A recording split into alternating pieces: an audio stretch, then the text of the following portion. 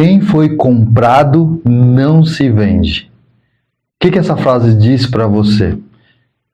Quem foi comprado não se vende. O que essa frase diz para você? Cada semana eu venho com uma frase diferente aqui para expressar alguma coisa que eu sinto referente àquilo que eu acredito. Bem-vindo a mais um ponto de encontro e é uma satisfação imensa ter você aqui. O meu nome é Beto e é um privilégio poder falar para você. Como eu havia dito, durante todo janeiro nós estamos fazendo algumas reflexões. Você viu aí eu falando algumas, veio o Robson Lindenberg e agora nós temos como convidado o pastor Diego. O pastor Diego também vai trazer uma mensagem especial sobre uma reflexão que vai trazer um pouquinho sobre a palavra metanoia. Mudança de mentalidade, de comportamento durante o ano de 2025. É isso que eu espero, é isso que o ponto de encontro deseja para você. Mas nesse momento, antes de começar o Diego a falar, o pastor Diego, eu gostaria de novo de dizer para você o quanto eu estimo você compartilhar e se inscrever nesse canal. Por quê? Porque é importante, porque as plataformas vão entender a relevância desse vídeo para alcançar mais pessoas, para pregar o evangelho, falar sobre esse amor imenso de Jesus por cada um de nós, por todos, sem exceção, todos os seres humanos. Então agora fica aí com o vídeo do pastor Diego e no finalzinho a gente volta a conversar mais uma vez. Com vocês, Diego. Olá, tudo bem? Beleza. Prazer, meu nome é Diego. E antes de tudo eu quero agradecer pelo convite. Obrigado, Beto, pelo convite para participar aqui do ponto de encontro, para poder compartilhar um pouquinho da palavra de Deus, um pouquinho de esperança, compartilhar a transformação de vida através das Sagradas Escrituras.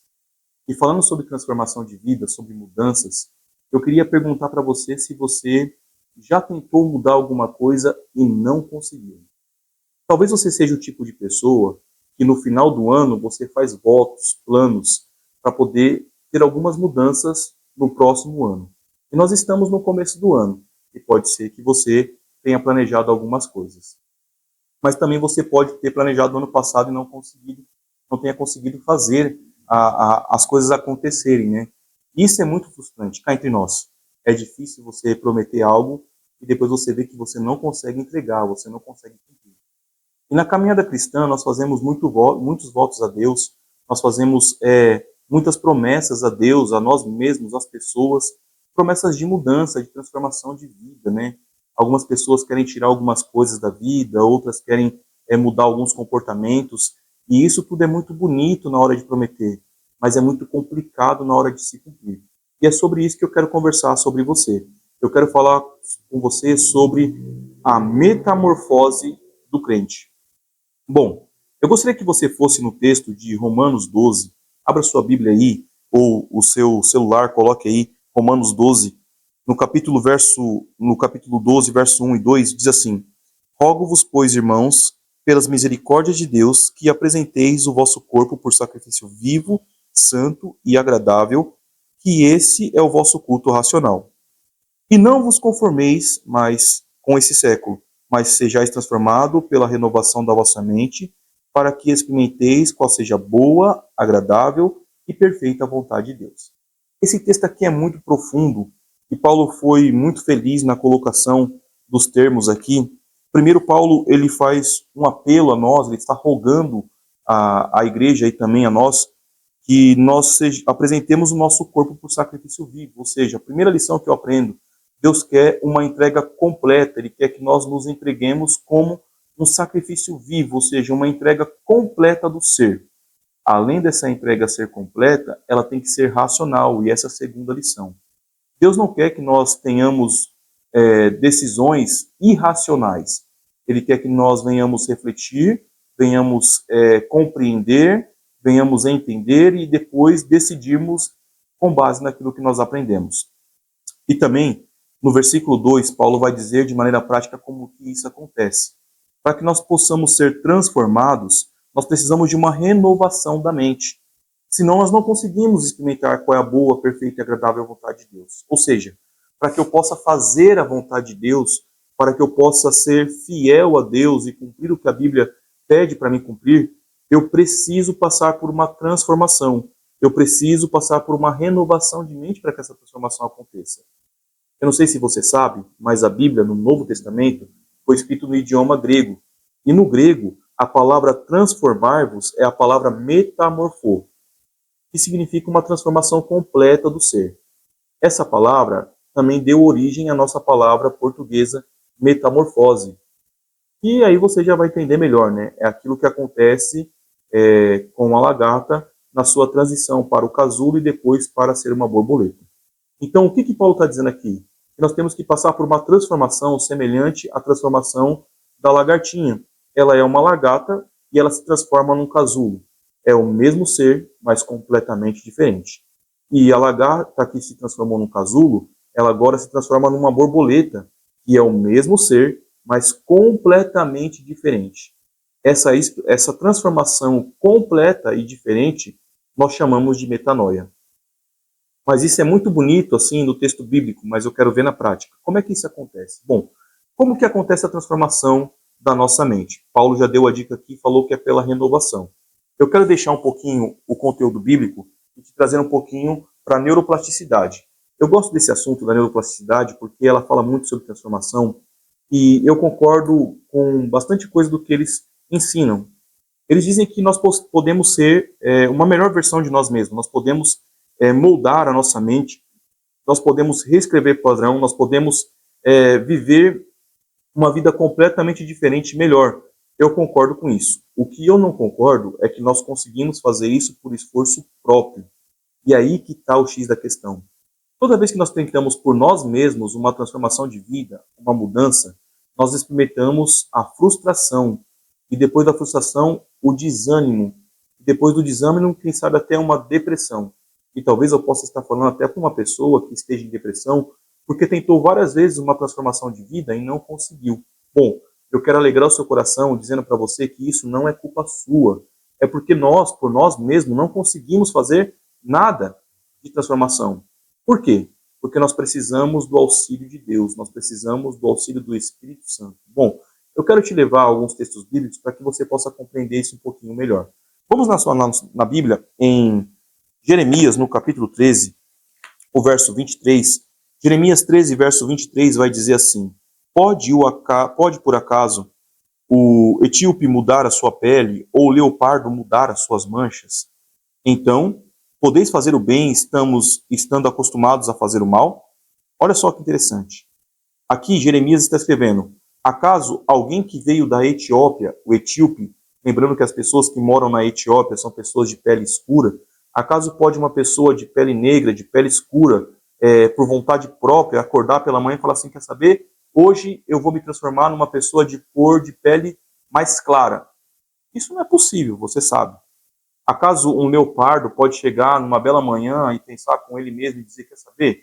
Hoje eu vou tirar essas manchas aqui e vou usar as manchas da zebra, ou vou usar as listas da zebra, vou usar as manchas da girafa, enfim, vou trocar a minha pele. Isso não é possível.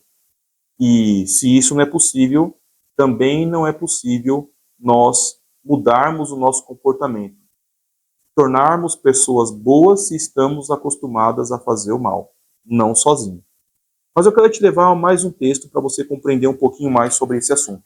Quando você vai em Zacarias, no capítulo 4, versículo 6, diz assim: Prosseguiu ele e me disse: Esta é a palavra do Senhor a Zorobabel, não por força, nem por poder, mas pelo meu espírito, diz o Senhor dos Exércitos. Ou, em outras versões, não por força, nem por violência, mas pelo poder do Espírito. Entenda, não é por força e nem por violência que nós somos transformados. É pelo poder do Espírito, ou seja, é o Espírito que nos transforma. Agora, como é que o Espírito nos transforma? Eu gostaria que você fosse na sua Bíblia, lá no Evangelho de João, no capítulo 14, vai falar sobre o Espírito Santo. E lá em João 14, ao falar sobre o Espírito Santo, o apóstolo João ele vai dar uma informação importante. Ele vai falar assim: versículo 16 do capítulo 14 do Evangelho de João. Eu rogarei ao Pai, e ele vos dará outro Consolador, a fim de que esteja para sempre convosco. O Espírito da verdade, que o mundo não pode receber, porque não o vê, nem o conhece. Vós os conheceis, porque ele habita convosco e estará em vós. Bom, aqui está dizendo que o Espírito Santo, ele habita conosco e vai chegar um momento que ele vai estar em nós. Então, como é que isso acontece? O Espírito Santo nos influencia de maneira externa, mas a partir do momento que nós entregamos a vida a Jesus, que nós morremos para a velha vida, nascemos para Cristo, nesse momento o Espírito Santo ele vai habitar em nós. Mas aonde que o Espírito Santo habita? Será que ele habita no nosso coração? Bom, o coração é um órgão que bombeia sangue, então é óbvio que ele não habita ali, é só uma figura de linguagem. Então, aonde de fato o Espírito Santo habita? Bom, o Espírito Santo habita aqui no nosso cérebro, na região do córtex pré-frontal. Por que ele habita ali? Porque ali é onde estão registradas nossas memórias, é ali onde nós temos nossa tomada de decisão. E o Espírito Santo, ele habita justamente ali. Ou seja, o Espírito Santo toma o controle da nossa mente e aí então ele começa a dirigir os nossos pensamentos e as nossas memórias. Tudo que você faz é baseado nas suas memórias. Então tudo que você viu, viveu, sentiu, experimentou, imaginou, estas coisas vão definir suas decisões. Por que você faz isso e não aquilo? Porque as tuas memórias vão determinar a sua tomada de decisão. Pensa comigo. Tem pessoas que queimam o dedo e colocam o dedo na boca. Quando a pessoa queima o dedo, ela coloca o dedo na boca e chupa o dedo. Algumas coçam o dedo na cabeça. Por que elas fazem isso? Elas fazem isso porque quando elas buscam na memória como o problema foi resolvido, elas encontram uma memória onde elas veem ou foram ensinadas, foram dito para elas, ou elas veem pessoas fazendo a mesma coisa. Então pode ser que lá quando você era pequeno, você viu a sua mãe colocando a mão na boca, ou seu pai, ou seu irmão mais velho, enfim, alguma pessoa colocando a mão no dedo na boca quando se queimou. E aí seu cérebro captou essa imagem e ele criou um padrão. E, ele disse, e esse padrão está escrito o seguinte: quando você queimar o dedo, coloque o dedo na boca. Só que isso, na verdade, não resolve o problema. Na verdade, piora. O ideal é que você coloque a sua mão que queimou em água corrente para que você não crie uma bolha, para que você estabilize a temperatura do corpo. Bom, essa informação, se você não a tem, você vai seguir o padrão comum que o seu cérebro decorou. Então, o que o Espírito Santo faz? O Espírito Santo, ele escreve padrões em nossa mente. E como é que ele faz isso? Pela renovação da nossa mente. Então, quando nós renovamos a nossa mente, quando nós aprendemos coisas novas, nós passamos a ter posicionamentos diferentes. Então, se você quer mudar de vida, você tem que mergulhar naquela mudança. Vou dar um exemplo. Se você quer estudar mais, quer ser um estudioso, quer se dedicar mais aos estudos, isso não vai acontecer se você passar o dia todo assistindo série da Netflix. Você tem que assistir conteúdos que falam sobre estudo, sobre desenvolvimento, sobre técnicas de estudo. E quanto mais você estuda sobre isso, mais a sua mente é transformada. Ok? Com as coisas de Deus é a mesma coisa. As coisas que Deus nos pede, nós não conseguimos fazer sozinhos. Então nós precisamos que nossa mente seja transformada. Nós precisamos ser reprogramados. E como é que o Espírito Santo reprograma a nossa mente? Bom, é simples. Quando você pega o ministério do Espírito, aqui mesmo em João 14, vai falar que ele é responsável por nos ensinar. Ele vai nos ensinar todas as coisas. Bom, em João, no capítulo 16, vai falar que ele vai convencer, ele vai nos converter do pecado. Ele convence do pecado, da justiça e do juízo. É ele que nos guia por toda a verdade. Então, o Espírito Santo, ele é responsável por proporcionar a nossa transformação. Agora, qual é a ferramenta que o Espírito Santo usa? A ferramenta que o Espírito Santo usa é a palavra de Deus. Porque a transformação também é chamada na Bíblia por uma outra palavra, que é santificação. Então, santificação e transformação são as mesmas coisas. Então, quando você vai na Bíblia, em João 17, verso 17, vai estar escrito: santifica-os na verdade, a tua palavra é a verdade. Então, a santificação se dá pela palavra de Deus. Quanto mais eu tenho contato, quanto mais eu estudo a palavra de Deus, mais eu sou transformado, porque a palavra de Deus vai escrever novos padrões de comportamento, novos padrões de pensamentos, e esses padrões vão nortear as minhas decisões. Então eu preciso estudar mais a palavra para que eu possa, sim, ter ferramentas necessárias para tomar minha decisão. Quanto mais você estuda a Bíblia, mais você preenche a sua mente de memórias de padrões corretos segundo a palavra de Deus. Então, quanto mais você estuda de Jesus, mais você vai se parecer com ele. Então, a transformação se dá pela palavra de Deus. E quando você vai para 1 Timóteo, no capítulo, aliás, 2 Timóteo, no capítulo 3, do verso 16 e 17, vai falar assim: toda a escritura é inspirada por Deus, e útil para ensino, para repreensão e para correção, para que toda pessoa seja perfeita e perfeitamente habilitada para toda boa obra. Então, veja, a palavra de Deus ela é útil para o ensino, para a repreensão, para a correção, para a educação na justiça, a fim de que toda pessoa seja aperfeiçoada, transformada, santificada, para que a pessoa passe por uma metanoia. É pela palavra de Deus que nós somos transformados, que nós somos libertados dos nossos velhos padrões. Então, o nosso eu, ele é subvertido quando nós estudamos a palavra e em oração nós pedimos para que o Espírito Santo transforme a nossa vida. É o Espírito que fixa essas coisas na nossa mente e nos ajuda a lembrar de cada coisa que estudamos no momento que precisamos tomar decisão. Então, a transformação de vida só pode acontecer se você estudar a palavra de Deus. Eu quero fazer um desafio para você. Que tal nesse ano você se dedicar mais a estudar a palavra, a ter mais comunhão com Deus, a gastar mais tempo? Bom, nós temos 2 programas que proporcionam isso durante todo o ano. Primeiro, o Reavivados por Sua Palavra, onde nós estudamos um capítulo da Bíblia por dia e você vai encontrar um conteúdo vasto na internet sobre cada capítulo que está sendo estudado. Uma outra oportunidade também, se você quiser avançar um pouco mais, é fazer um ano bíblico. Você pode ler a Bíblia em um ano. Que tal você colocar como plano para esse ano, você estudar um livro de cunho espiritual? Bom, faça seus planos. O meu desafio é que você passe mais tempo com Jesus e menos tempo com o mundo. Quanto mais nós passamos tempo com as coisas do mundo, mais nós vamos ser moldados aos padrões do mundo. Quanto mais tempo nós passamos com Jesus e a sua palavra, mais nós seremos moldados aos padrões de Jesus e da palavra. Então, quer ter uma vida transformada? Estude a palavra. Assim como Deus transformou a minha vida e mudou os meus padrões e me transformou numa pessoa muito melhor e numa pessoa que se preocupa em seguir a palavra de Deus, Deus também pode transformar a sua vida. Um abraço, que Deus abençoe você, que Deus te ilumine e que Deus dê a você uma mudança completa do seu ser.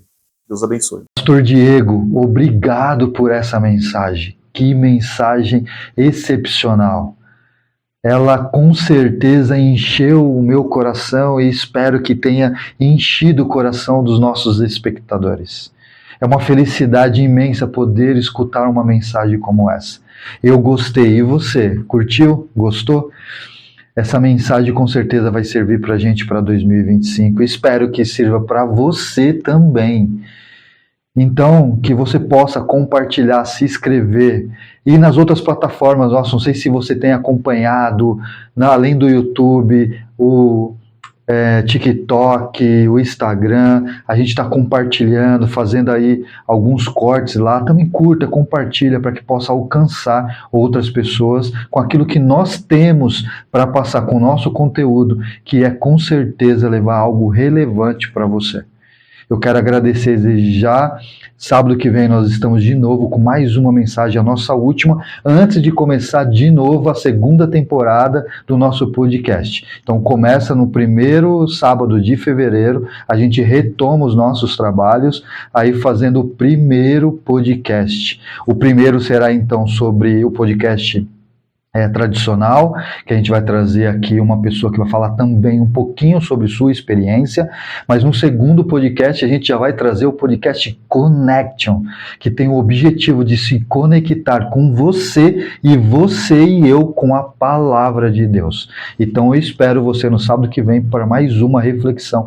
Tenho certeza que você vai gostar. Então eu espero você lá. Um abraço, uma boa semana, um bom sábado. Fique com Deus. Até mais. Valeu!